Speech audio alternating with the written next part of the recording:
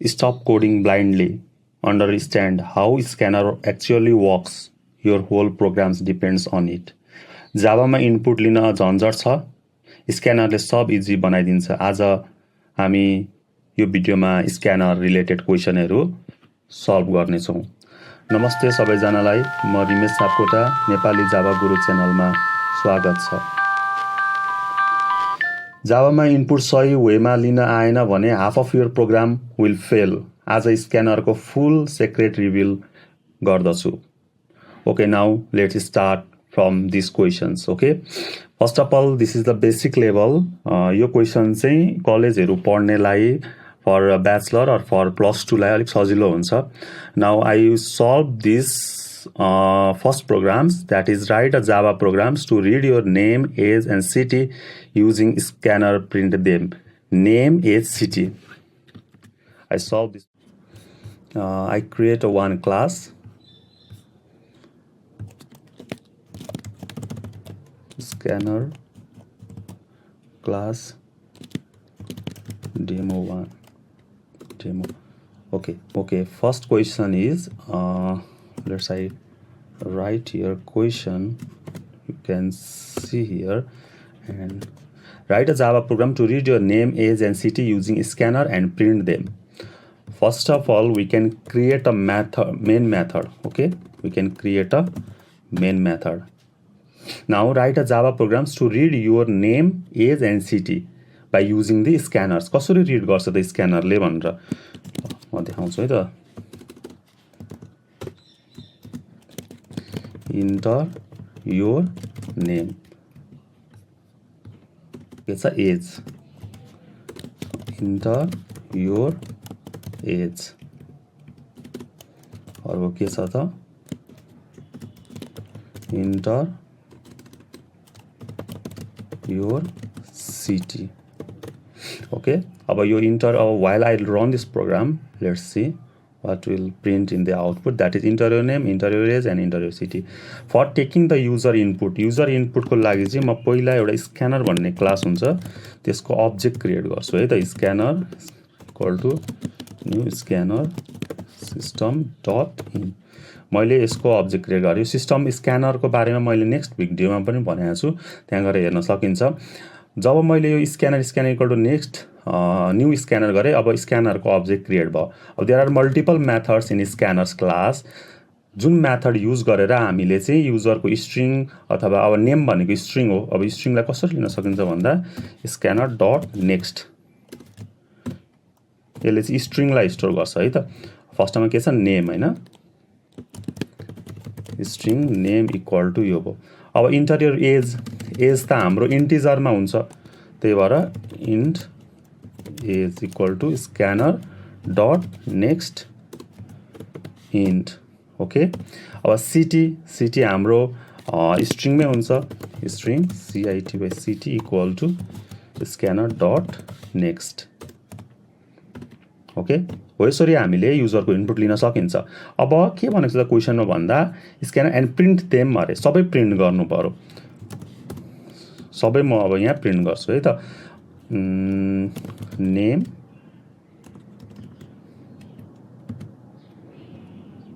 Then I print your as,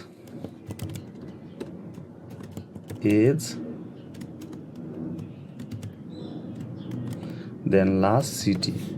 Okay, I print this. First of all, name, age, city.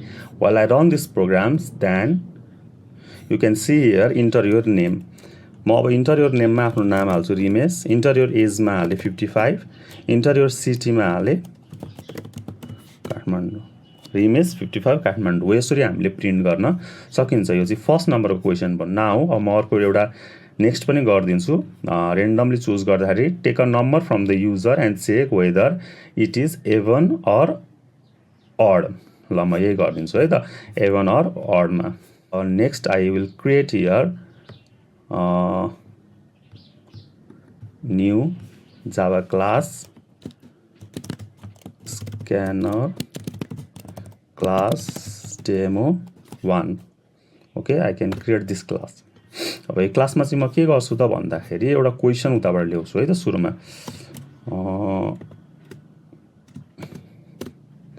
First of all question is take a number from the user र त्यो number चाहिँ even हो कि odd हो भनेर print गर्नु पर्यो है त take a number from the user अब टेक अ नम्बर भनौँ नम्बर भन्ने बित्तिकै सुन म मेन मेथड बनाउँछु नम्बर भन्ने बित्तिकै चाहिँ के बुझ्नुपर्छ भन्दाखेरि इन्टिजर हो भनेर बुझ्नुपर्छ है मैले भने स्क्यानर क्लास यो एकदम इम्पोर्टेन्ट स्क्यानर क्लास बनाउँछु त्यहाँपछि इम्पोर्ट हुनुपर्छ यो जावा डट युटिल प्याकेजभित्र हुन्छ यो स्क्यानर क्लास अनि scanner equal to new scanner system dot in यसरी मैले एउटा अब्जेक्ट बनाएँ अब इन्टिजरको लागि मैले अघि के भनेको थिएँ भन्दा स्क्यानरको अब्जेक्टको रिफरेन्स डट इन्टिजरको लागि पहिला नेक्स्ट लेख्ने अनि इन्ट अब यसले इन्टिजर भ्यालु स्टोर गर्छ इन्टिजर भ्यालु स्टोर गर्छ भनेपछि int number equal to scanner dot next int अब यो नम्बर चाहिँ हाम्रो चाहिँ के भनेछ अड हो कि इभेन हो भनेर प्रुभ निकाल्नु पर्ने छ है त अब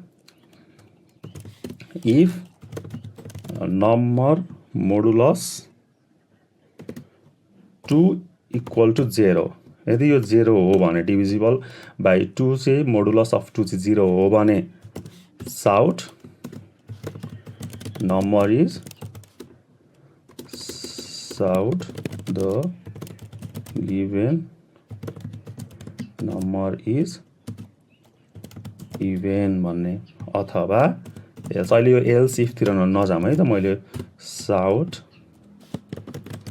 the given number is odd अब while I run this programs then you can see here के हेर्न सकिन्छ भन्दाखेरि केही पनि आएन किन आएन त भन्दाखेरि यहाँ हामीले साउट गरेका छैन इन्टर त गर्नु पर्यो कुनै नम्बर इन्टर यो number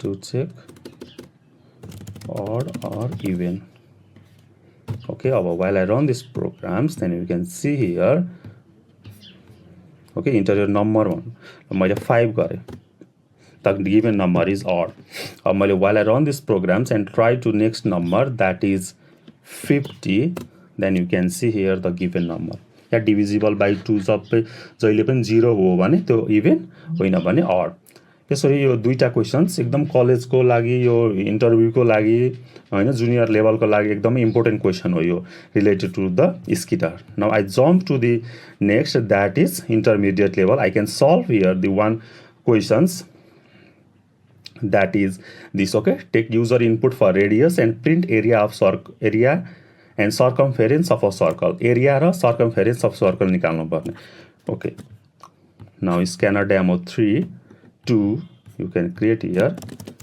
scanner demo 2 okay I can create this class अब क्वेशन चाहिँ के छ त भन्दाखेरि you can see here question चाहिँ टेक युजरको इनपुट लिने भन्ने बित्तिकै के गर्ने भन्दाखेरि स्क्यानर क्लासको अब्जेक्ट बनाइहाल्ने स्क्यानर क्लासको अब्जेक्ट बनाएपछि चाहिँ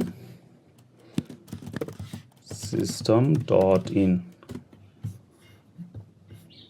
यसरी स्क्यानरको अब्जेक्ट बनाएँ मैले अब के गर्ने त भन्दा रेडियस निकाल्नु पर्यो हैन अब int to user input for radius and print area int radius RADIUS radius equal to integer हुन्छ रेडियस त स्ट्रिङ हुँदैन त्यही भएर स्क्यानर डट नेक्स्ट के हुन्छ त यहाँ डबल हुन्छ हुँदैन के हुन्छ इन्ट छ भने इन्ट हुन्छ हो यसरी हामीले क्रिएट गर्न सक्छौं अब रेडियस आयो अब now we can know the formula to calculate the area and circumference of a circle now we can declare here int pi equal to int pi no float pi equal to 22/7 okay this is fixed and I can create here double okay dou double and I can create here double okay now what will happen here south enter radius RADI double area of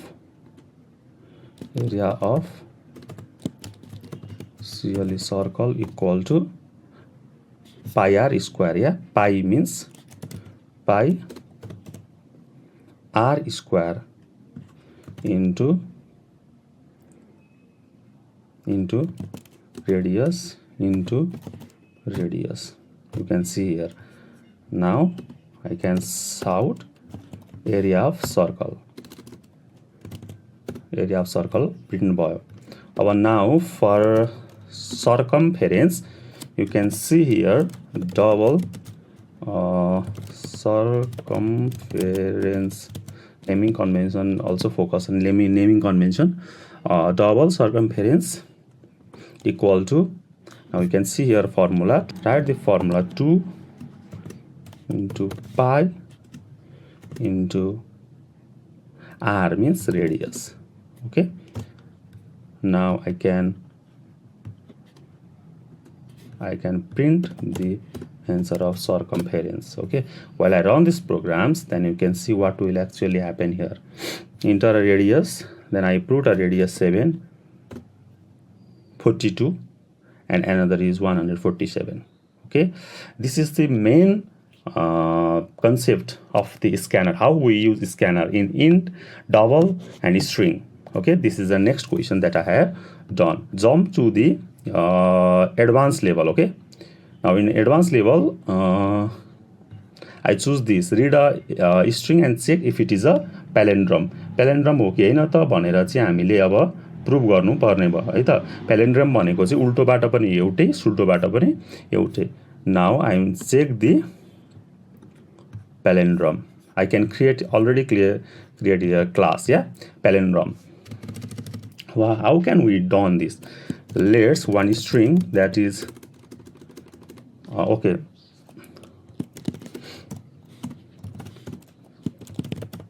Enter the string. एउटा कुनै पनि string अथवा केही कुरा enter गर्ने. त्यसपछि enter गर्नको लागि string इन्टर गर्छौं. string value string name. Okay, string name equal to के गर्ने भन्दा स्क्यानरमा हो सुरुमा, त्यही भएर स्क्यानरको अब्जेक्ट बनाइहाल्ने. युजरको इनपुटको लागि scanner equal to new scanner system dot in गर्ने है त. अब यसरी मैले के गर्न सक्छु, स्ट्रिङ हो त्यही भएर स्क्यानर डट नेक्स्ट इन्ट गर्छु. इन्ट हुन्छ त हुँदैन, इन्ट हुँदैन है, इन्ट हुँदैन. स्ट्रिङमा चाहिँ नेक्स्ट मात्रै हुन्छ. यसरी हामीले हाल्यौं. अब म के गर्छु त भन्दा अब रिभर्स यसको उल्टोबाट पनि सुल्टोबाट पनि उस्तै हुनु पर्यो हैन. अब जस्तो मैले यहाँ के गरे त भन्दाखेरि एउटा empty variable string REVR reverse equal to यो गरे हैन. अब मलाई के गर्नु पर्यो भन्दाखेरि जुन त्यो आउटपुट आउँछ हैन, जुन त्यो नेम आउँछ त्यो नेमलाई चाहिँ हामीले you can confuse here, that is string. Okay, त्यो स्ट्रिङलाई चाहिँ हामीले रिभर्स गर्नु पर्यो क्या सुरुमा. अब कसरी गर्न सकिन्छ त भन्दाखेरि फर लुप लाउने. Yeah and we can write here int, कहाँदेखि त लास्टबाट थाल्नु पर्यो हामीले है त. I equal to str dot length minus 1 हैन. str डट लेन्थ माइनस 1 हुन्छ. 1 देन कहाँसम्म जाने त भन्दा 0 सम्म जाने. I is greater than or equal to 0 सम्म जाने, 0 इन्डेक्ससम्म. Then I minus minus. Okay, हामीले रिभर्स गर्न आँटेको नि त. स्ट्रिङ डट लेन्थ भनेको त 8 हुन्छ, 8 माइनस 1 भनेको त 7 हुन्छ. त्यो 7 बाट चाहिँ सुरु गर्नु पर्यो क्या. जस्तै अब म अहिले बुझाउँछु. अब reverse equal to reverse plus str dot char at I. ल, यसमा चाहिँ के गरेर बस्छ त भन्दा रिभर्स गरेर बस्छ हैन. अब हामीले चेक गर्नु पर्यो इफ str डट इक्वल्सले चेक गर्छ रिभर्स. यदि यो हो भने, यदि इक्वल छ भने हामीले के भन्नु पर्यो भन्दा palindrome shout this is palindrome, or else